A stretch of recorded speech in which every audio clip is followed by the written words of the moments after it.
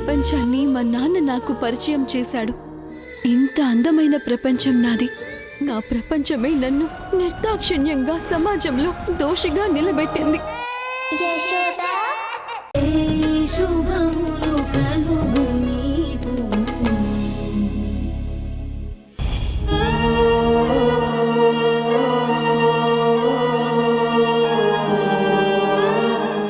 ఏమండి, మా హాసిని, మా అమ్మాయి హాసిని అదిగో అమ్మా అక్కడ కూర్చుంది.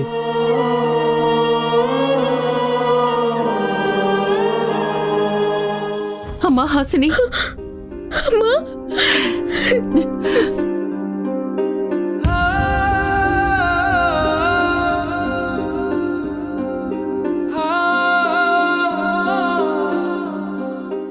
ఏంటమ్మా ఇదంతా? నిన్ను అరెస్ట్ చేయడం ఏంటమ్మా? అసలేం జరిగింది హాసిని? ఏం జరిగిందంటే ఏం చెప్పనక్క. వాళ్ళ ఇంట్లో నేను ఉండడం ఇష్టం లేక నన్ను ఎలా వదిలించుకోవాలో తెలియక నేను చేసిన ప్రోడక్ట్ ప్రమోషన్ ని అడ్డు పెట్టుకొని నన్ను కేసులో ఇరికించారని చెప్పనా?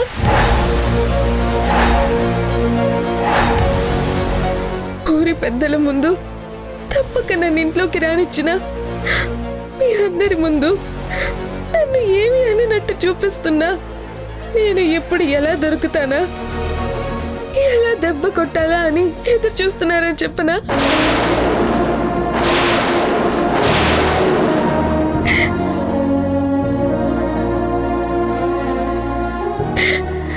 నాకు ఆ ఇంట్లో ఉండడం ఇష్టం లేక, మీ అందరి దగ్గరికి తిరిగి రాలేక, ఆ ఇంట్లో భోజనం ఈ గొంతులో దిగక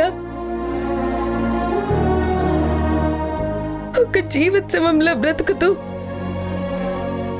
వాళ్ళని ఏడిపించడానికి రీల్స్ చేస్తున్నా, లోపల మనసుని ముళ్ళు గుచ్చేస్తున్నా, పైకి నవ్వుతూ నటించేస్తున్నానని చెప్పనా? ఏం చెప్పనమ్మా?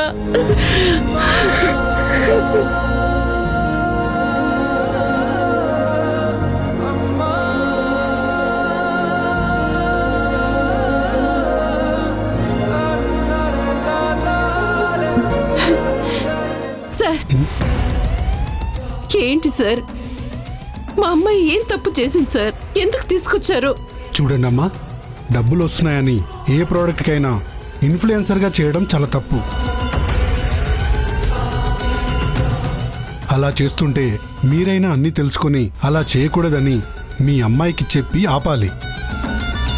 లేదంటే ఆ ప్రోడక్ట్ వాడిన వాళ్ళు ఇలాగే కేసులు వేస్తారు. తను అసలు ఆ ప్రోడక్టే వాడలేదమ్మా, వాడకుండానే రాంగ్ కేసు వేసింది.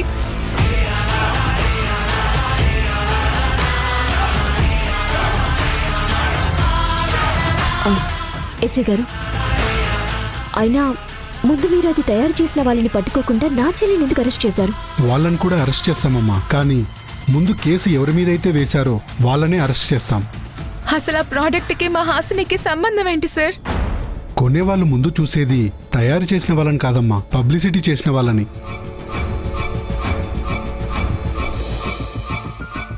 అందుకే ముందుగా కేసులు బుక్ అయ్యేది వీళ్ళ మీదే. ఆ తర్వాత తయారీదారుల మీద మేము కేసు నమోదు చేస్తాము. ఎంత కేసు పెడితే మాత్రం అలా లాక్కొచ్చేస్తారా? అవన్నీ మాకేం సంబంధం ఉండదమ్మా. ఈమెని రేపు కోర్టులో ప్రొడ్యూస్ చేయడం వరకే మా బాధ్యత.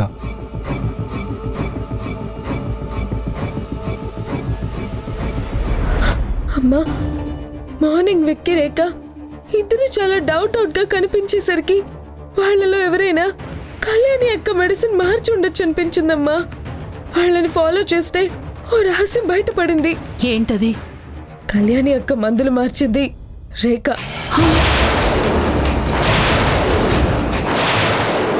తనకు ఆ మందులు ఇచ్చిన మెడికల్ రిప్రజెంటేటివ్ తో ఫోన్ మాట్లాడుతుంటే నేను విన్నానమ్మా. పనిచేస్తున్నాయిరా. కళ్యాణి వాడే మెడిసిన్ తీసేసి వాటి ప్లేస్ లో నువ్విచ్చిన మెడిసిన్ పెట్టడం వల్లే ఇప్పుడు కళ్యాణి వీల్ చైర్ నుంచి లేవలేకపోతుందట.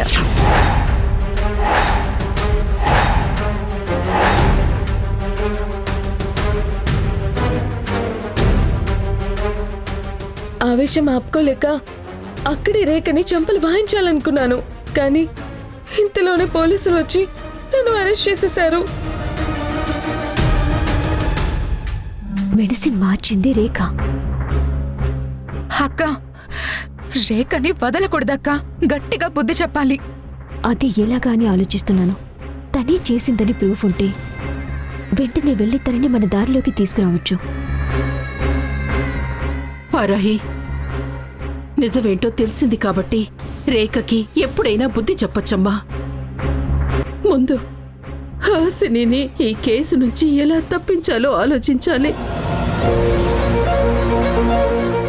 పైగా నువ్వు జయసింహ గారింటికి కూడా వెళ్ళాలి కదా. ఓకే, వెళ్తానమ్మా. ముందు అక్కడికి వెళ్ళి తప్పు ఎక్కడ జరిగిందో తెలుసుకొని అది సరిచేయాలి. ఆ తర్వాత ఇక్కడ సమస్యకి పరిష్కారం తెలుసుకోవాలి. సరే, ముందు నువ్వు వెళ్ళమ్మా. వెళ్ళొస్తానమ్మా. జాగ్రత్తమ్మా.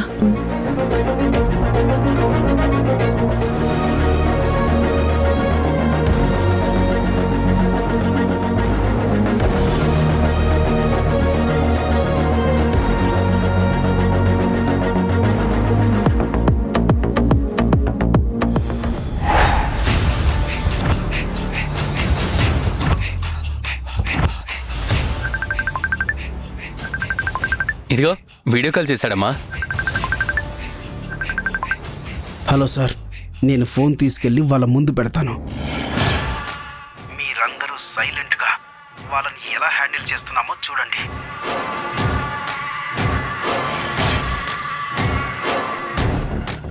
జయసింహ గారు, ఒకసారి వీటిలో ఉన్న లెక్కలకి మీ సమాధానం ఏమిటో కరెక్ట్గా చెప్తారా? ఈ ఇయర్ మీరు చూపించిన లెక్కలు, మీరు సంపాదించిన ప్రాపర్టీస్, గోల్డ్ ఎక్సెట్రా అన్నిటికీ ఆన్సర్ కావాలి. కమాన్, స్పీక్ అవుట్ సార్.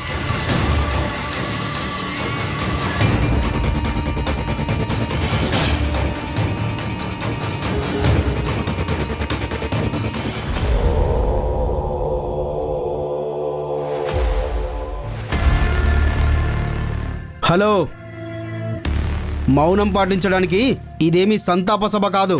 మాట్లాడండి. సార్, అసలు మేము తప్పుడు లెక్కలే చూపించలేదు సార్. మీరు వాటికి సమాధానం చెప్పమంటే షట్ అప్! ఏయ్ యు షట్ అప్! ఏయ్ యు షట్ అప్! ఏయ్ ఏం మాట్లాడుతున్నావు? రవీంద్ర, నువ్వు ఆగు. Sir please sir. Sir, me officer limits cross చేసి మాట్లాడుతున్నాడు. ఏయ్, మాట్లాడాల్సింది నువ్వు కాదు, మీ నాన్న.